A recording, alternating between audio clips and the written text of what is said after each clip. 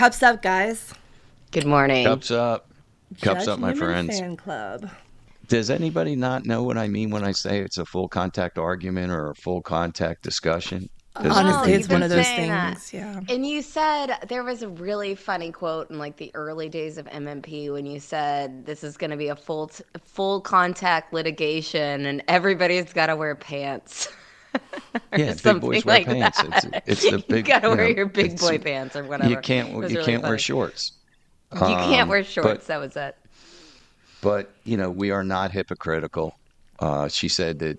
Here we are making money on our podcast, and we lambast her because we called her TikTok Lori or Lori the lawyer. She actually likes that now, and she may take that as her moniker. But the one thing I did learn is she said she only makes on her best days $8 a day on TikTok, mostly 6, but mostly 2. Most days are just 2, so she's not making big money. She doesn't apologize for her profanity, but I would give her credit. She didn't curse one time, and she was pretty measured on her voice, but she had a 4-page list of grievances, and it's just an hour of my life I won't get back. Eric, the reason Mandy was asking you if you listened to True Sunlight was because this week we got to break a little news on the podcast, which is always fun. And it's something that was a long time coming for us because almost from the very start, this person's name was being floated to us, sort of peripherally at first, and then, more specifically as time went on, that this could be somebody who holds the keys to where Alec hid his millions of stolen client money. People do these over in the islands where they form these companies and they become basically their own insurance company. They fund their own, they become self-insured. The word is that I have heard that Parker may be under a captive insurance situation. I don't know if that's true or not, but a lot of professional athletes have tried to do this overseas where they basically insure themselves. And it's a way of putting money overseas so that you avoid United States taxation. You can get money out as a consultant, and it's under the captive insurance where you don't pay tax on that money. And the IRS have been looking at this for many, many years, and it's just it takes somebody who's very sophisticated in understanding how to structure it, and it's very difficult to employ that you don't violate the rules. Alec is a guy who did not lend his own law firm money each year the way the partners did. Remember when he took Randy's check? He stole Randy's check, which was basically like a return on that loan.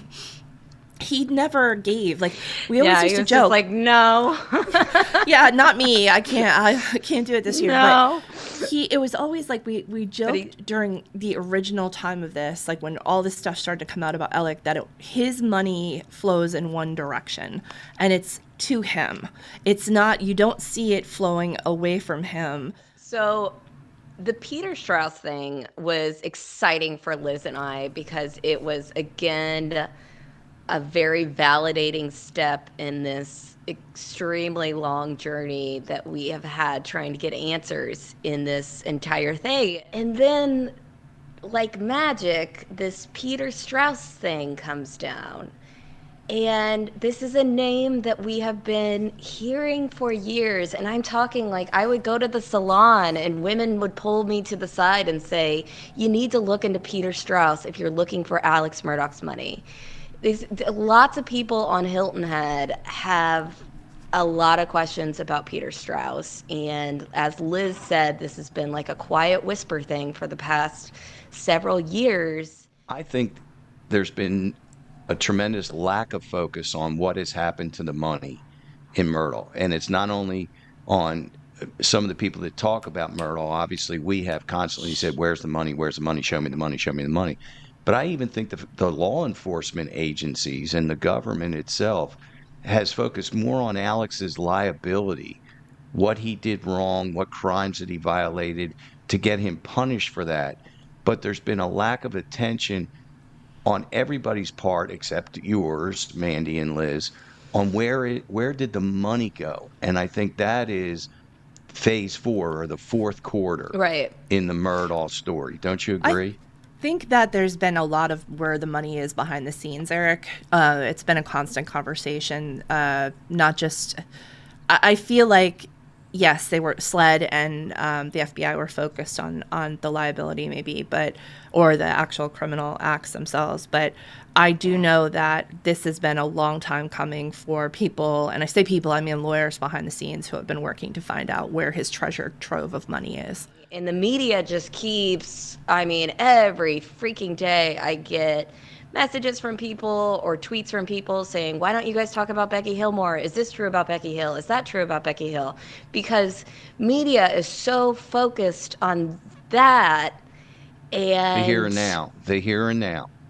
right, the here and now, and it's in the weeds, man. Like, they're so in the weeds with the Becky Hill stuff that they don't even understand that it is mostly about ethics violations that have nothing to do with the trial whatsoever. Sometimes things get leaked to people in journalism, and they hold off on saying anything about it because they first want to make sure that it's authentic, and they also want to make sure that, you know, this is not going to mess up any investigations, and this isn't going to get a source in trouble and all of that. So while media are tripping over their own appendages, they some people, maybe us, had the same stuff, and we're trying to verify. We're trying to find out the significance, get the information ourselves. So about the Becky Hill situation, I just really think that 90% of the media covering it, to the extent that they are, and covering every little move,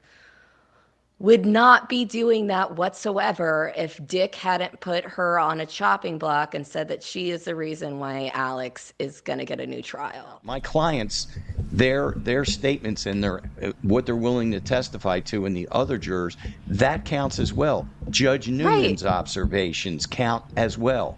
Other bailiffs, other court personnel, their things count as well. It's not just a sine qua non that if Becky's somehow tainted, it's over. That's not the case. She's part of a batter of a cake mix.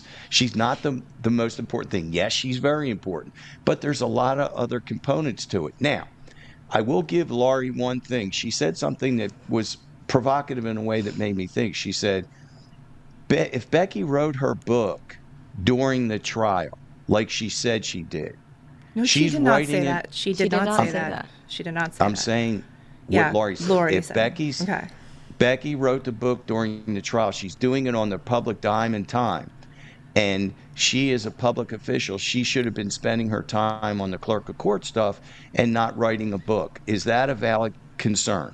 No, she was not writing her book. She did not meet Neil until 3 weeks after the trial. She was keeping notes. She had a journal.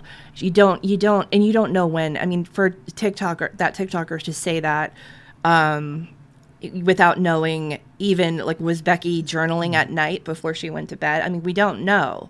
I don't know, and I feel like if somebody's going to know this stuff, it's going to be us. So for her to extrapolate and say that, that's just not. But you're right. That would be a good point if it were accurate. There's just all of this talk about, like, when did she start thinking about the book and blah, blah, blah. It doesn't matter because that is insane. And again, there's no evidence of her tampering with the jury. So let's just leave it at that. And then the other thing that we're seeing is just the power, I think, that certain people in our state have when they do have an issue with somebody in authority, and they can investigate them and they can tear them apart and they can find anything. But what frustrates me is, meanwhile, there's a circle of people doing a whole lot worse things that just go untouched. And that's the duty of candor to a court, because a judge has to be given the entirety, the full facts, and not be misled.